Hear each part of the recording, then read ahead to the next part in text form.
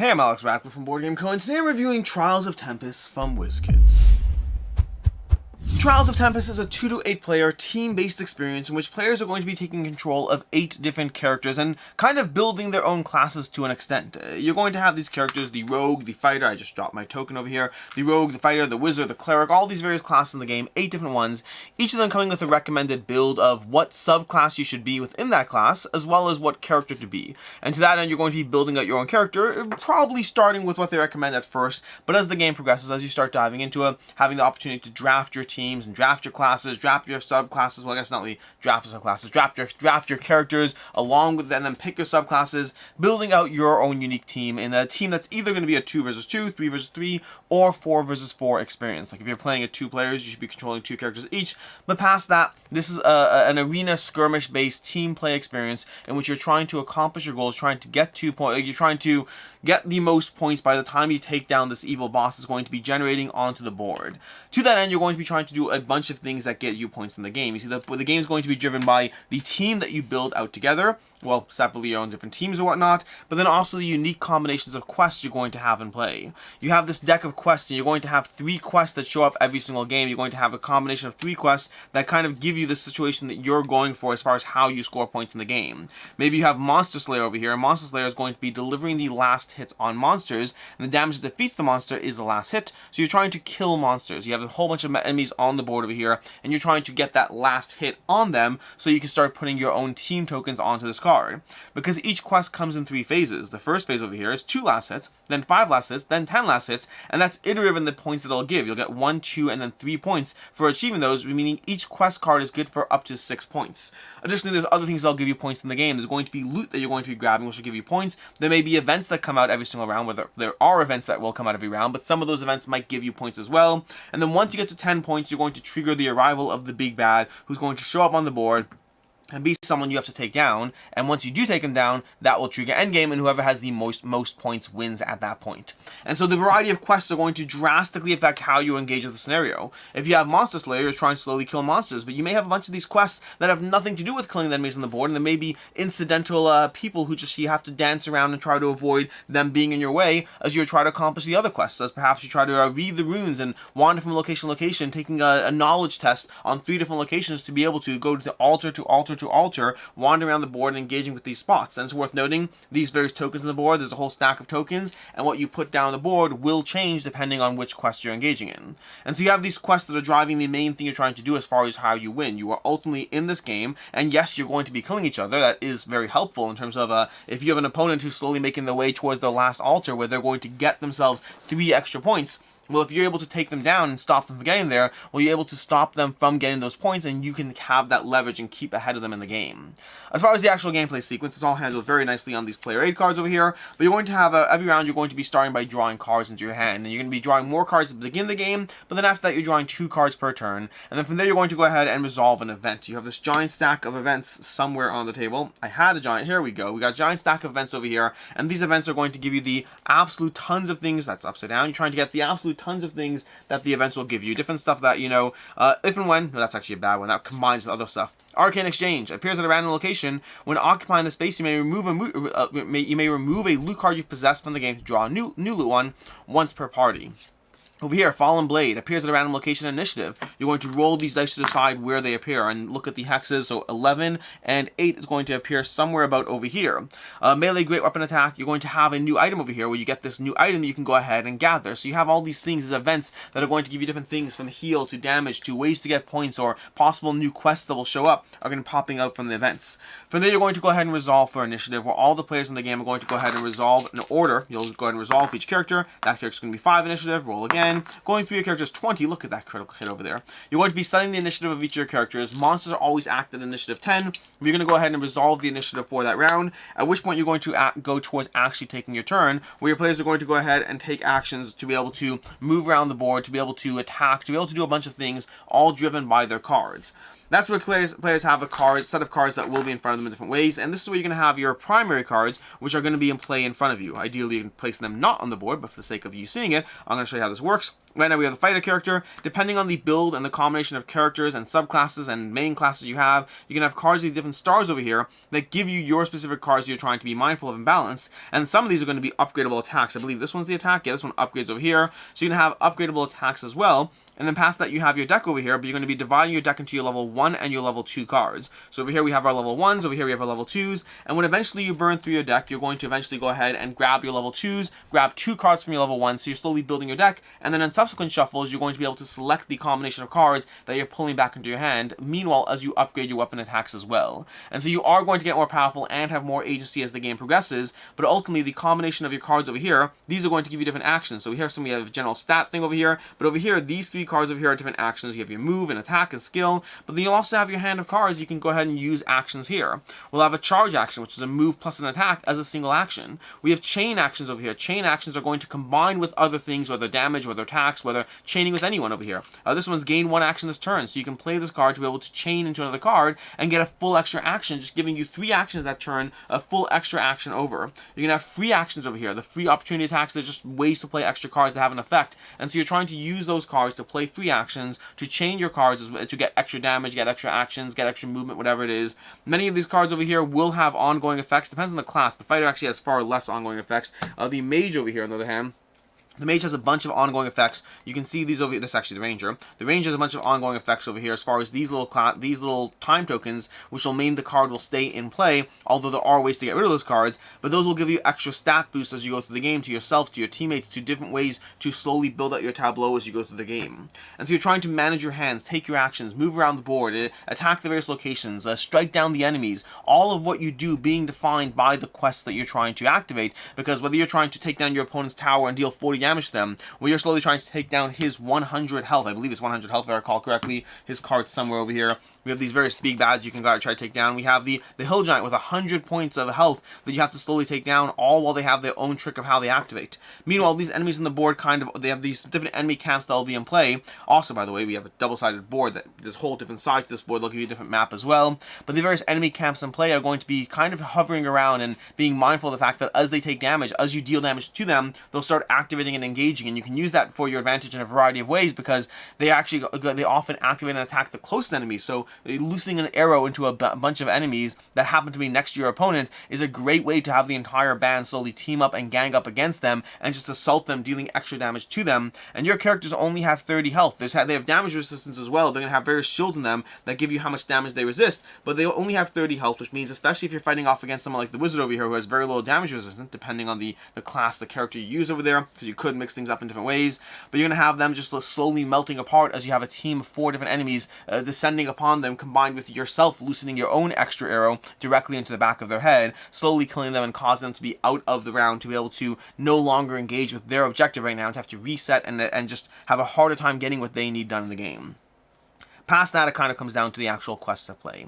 There's a whole bunch of other things that are going on, but a lot of it's driven by the game itself. Every 5 rounds, you're going to have a bit of a reset where things spawn back into play, so the various enemies over here, the enemy minions are going to slowly spawn back into play. Meanwhile, you're trying to engage with the quest, getting those points, trying to eventually get to 12 to 10 points, so that eventually the big bad spawns, and you can eventually take them down. You're trying to build up your tableau a little bit more through upgrading your cards over here, but also playing ongoing cards, and then getting those better cards. You're trying to engage with the quest, to wander around the board, to accomplish your objectives, to gather loot, to deal with the events, all of it in this skirmish exercise in which you have your team and you're trying to figure out the best ways to team up and work together to take down your opponents. But taking down your opponents is only loosely tangential to what you're trying to do, because ultimately you need to accomplish your quests and your goals, and taking down your opponents is really primarily useful when they are otherwise in your way or otherwise about to accomplish quests in the game. That is basically how you play Trials of Tempus, which means it's time for the review, starting off with ease of play. The rulebook is fairly easy to go through, fairly direct as far as things go. It's not the shortest, not the longest. It was easy enough to get the game up and running, as far as teaching other players as well. For the most part, the cards are going to direct everything else going on, and the player aids do a great job of kind of giving you the things you need to know, as far as the extra stuff you need to know in terms of the extra stuff you need to know to keep the game running. So overall, the ease of play on this was pretty decent. Game time comes in at around 2 hours per match. It can run a little longer than what I would otherwise want from the experience. I'd want this to be slightly shorter than it actually is. The box, I believe, says 2 hours, and I'd say that's about accurate. Although I'm sure as you play it more with more players, I'm sure that also varies based on player count as far as how it goes. Like I would say that, you know, if you're playing 2 heroes apiece, something like that, 2 versus 2 as opposed to a 4 versus 4, I think subsequent games can slowly creep down to 90 minutes. But especially at the beginning, it's going to be 2 hours, and at larger player counts, it will likely stay at 2 hours, just as you try to have a lot more players in the battlefield controlling what's going on. As far, oh, and table space. Table space is a lot. This is a large map. You can't even see the whole map over here. It's extended over to the side over there because you just can't fit it all onto the table. This is a large board with a whole lot of spots going on. As far as what I like, don't like, and can see others not liking, there's just a ton of cards and abilities and customizations and loot going on in this game to begin with. Meaning at the very beginning you have 8 different characters. There's different subclasses. Each character has 2 subclasses. There's 8 different heroes. The combination of that's already going to give you a starting build. Then you're going to combine that with the variety in the quests that come out, because you have a whole bunch of quests over here, and any combination of 3 different quests, if you have the Dark Obelisk and you have the Ogre Prince and you have the Roving Mercs, that's going to give you an entirely different experience than if you have Marked for Death, Siphon Power, and, you know, Gather Rare Herbs. The combination of quests is going to drastically change up the way you approach the game, such that you have the same basic structure in play every single time, but how you try to take advantage of the map, how you try to take advantage of your cards and your characters is going to drastically change game to game. You're also going to have that giant event deck popping up, again, further forcing you to reevaluate how you engage with things, because suddenly, before you know it, you have Trample. Roll only the red die for random location, and mark the row rolled using a wounded token. At a random initiative for this round, everything along this entire roll and the rows on either side take damage. That's something I haven't had pop up before, and again, that will force you to re-examine how you engage with the battlefield as you go through it. You're going to have Well of Knowledge. Appears at a random location initiative. The first hero to occupy the space may spend an action to suffer 10 damage and draw 2 cards. So you have all these different tranquility. Skip straight to phase 5. I have had that one happen, and that one is less fun. But overall, the sheer variety of what's going on here is going to drive. And then the loot. We haven't really talked to the loot, but you have all this loot as well. Although there is this one card, by the way, that I think is missing art. I could be wrong. It seems like it's completely missing art. And like, look at this. We have this one card over here, and then all these other cards that all have art on them. I have to feel that's a mistake in some way. Like, the art is listed as Conceptopoulos. I don't know what this is. It does. Maybe it really is intended to be that way. I don't know. Either way, the arts in this one's gone. But past that, you're going to have all these cards over here that are going to be the loot you try to gather from the various chests as you go around, which will give you additional things to go through. And that's going to give you even further variety to the way your characters build out. And so there's just a lot of variety to the overall gameplay experience, forcing you to take a fairly simple set of rules. Not simple, but an easy enough to pick up set of rules, giving you a giant handfuls of cards that are going to give you different ways, as far as, like, you are often overwhelmed with the amount of options you have on your turn when you're trying to play your cards and figure out what you're going to combine different ways, which actions you're going to drive, how you're going to move across the map, how you're going to build out your tableau, trying to choose, do you play those 2 cards so you can have a stronger next few turns, or do you just aggressively run forward so you can actually start accomplishing your quests? You have a lot of agency in what you do, and the quests, the builds, everything is going to drastically change how you approach that, while giving you just a ton of things to consider and think about as you play. As far as what I don't like in the game, I found the focus on combat to be weirdly different than what I want. And this is an area where it's tricky, because I've often said about skirmish games that I don't like direct head-to-head skirmish. I want there to be something you're fighting over. I want those quests. I want that fact that you don't just try to kill each other, rather you are trying to ultimately try to drive forward towards victory. And then yes, killing each other is an incidental thing you have to do, but I like it when there's kind of this circular focus on you're trying to do other stuff, and combat is not the driving force in the game. I've often said that, and I was very excited by reading Trials of Tempus as far as how it operated, but in execution I got almost a sense of too far of a drift from that. Combat in this game feels often like it's not nearly enough of a focus. Very often the roving mobs and monsters just aren't enough of a problem, unless you have that last hit quest in play. There's not that much reason to engage with the various enemies. Again, loosening, like I mentioned earlier, loosening an arrow into a mob of enemies so that they attack your opposing team, that is very fun to do. But more often than not, it's easier to just avoid the various enemies in this game, unless you actually have the last hit quest in play. And even then we get into our own separate problem, which is on a personal level, I don't like the last hit mechanic in games. There's a general game mechanic that I've never loved in any game, in which the last person to get the strike in gets the credit for that. When you're dealing with this 40 health point troll and I deal 35 damage to it and you deal the last 5 and you get the credit for the last hit, meanwhile you have to attack these other mobs who take 2 hits to knock down. That's all they take. They take 2 hits. They either deal 10 damage at a shot and you knock one down, or you deal 2 hits of even 1 damage damage apiece you knock them down, if I keep getting that first damage in, you keep getting that second damage in. I've never loved the last hit as a mechanic, and it's present on that particular quest, but then outside of that quest, there's not a lot of reasons to actually engage with the various enemies, except when the game kind of slightly forces you to, and that's true of your opposing team as well. You often are and should be focused on actually accomplishing your quests, and yes, there are times when it's beneficial to take down your opponent, but I would say that combat to me, considering how many cards engage with and deal with combat, I often felt running to do my quests was just far, far more effective than any form of combat. Again, it's a weird thing, because usually I want that extra focus of other things going on, and in Trials of Tempus, I felt that that focus was too specific. I felt that the game kind of focuses very heavily on how combat works, and gives you a lot of cards that focus on damage, on combat, on chaining into things like that, and ultimately I felt that leaning too heavily into combat felt like it was something that I was doing a disservice to myself by doing so, and it's usually far, far easier and better to just try to accomplish the quest, and occasionally deal with damage and stuff when I have to deal with damage, and so that's kind of an area where I just felt that the game drifted too far in the direction that I usually do like, but drifted a bit too far outside that. As far as I can see others not liking, there's a lot of things in the game that can be overwhelming or easy to forget. The actual core rule is pretty easy to get up and running, but first of all, you're dealing with handfuls of cards. By the time you start the game, and this is doubly so if you're playing two characters, but even if you're playing a single character, you're going to have a bunch of cards set up in front of you. And 4, by the way, is usually the lowest number. There are characters who have 5 or 6 primary cards in front of them, and then you also have to deal with the fact that your very first turn, you're dealing with an additional hand of cards, additional hand of 4 cards, or 6 if you're playing as a certain character. You have extra cards in your hand, you're going to be playing those cards, trying to look at your hand, trying to figure out, okay, these are the abilities I have, these are the primary cards I have in front of me, here's the quest, here are the enemies, here's how the enemies activate, here are my teammates activate, here's all the enemy team, that how they activate, I have to know what theirs going on, so do I read all their cards? There's an overwhelming amount of information until you've actually had a chance to cycle through and play the characters and experience what they do. It's not actually overwhelming for the most part. You have a character, they move 6, that character moves 5, this character, you know, does additional critical hits when they move, that character is immune to damage along the way. There are other little rules that as you play the characters, it'll be easier to not have that informational overload, but at first you will definitely have informational overload,